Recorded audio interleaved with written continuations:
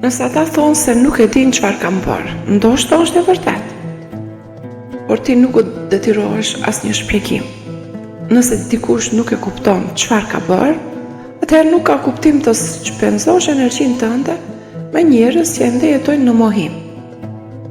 Shumë prej jush kanë pasur njerëz në jetë që ju kanë lënduar, ju kanë tradhtuar, ju kanë ulur. Dhe përsëri ndjeni nevojën t'ju shpjegoni pse u largua. Nuk e pse shpjegon asgjë. Ata e din shumë mirë çfarë kanë bërë. Është koha më të mos i shohësh njerëzit si etiketa, familje, miq, koleg. Shihi si frekuencë. Disa njerëz operojnë në frekuencën e së vërtetës, disa të tjerë jo. Ka vetëm kaq.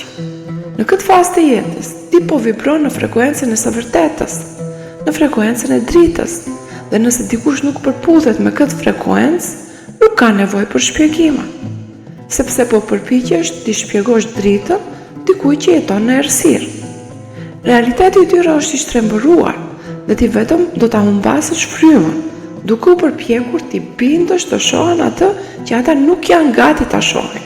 Mendo për njerëzit si pirun akordimi. Disa duan që ti të ulesh në frekuencën e tyre të ulet. Por jo, tani rregulli është tjetër. Ata duhet të akordohen me ty. Dhe për ta bërë këtë duhet të vinë drejt, me ndershmëri, me përgjegjësi, me respekt.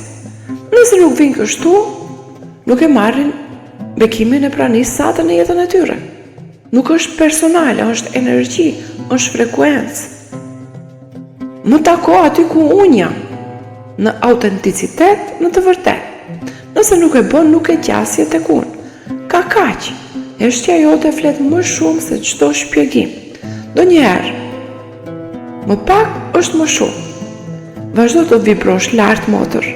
Drita jote nuk ka nevojë për justifikim.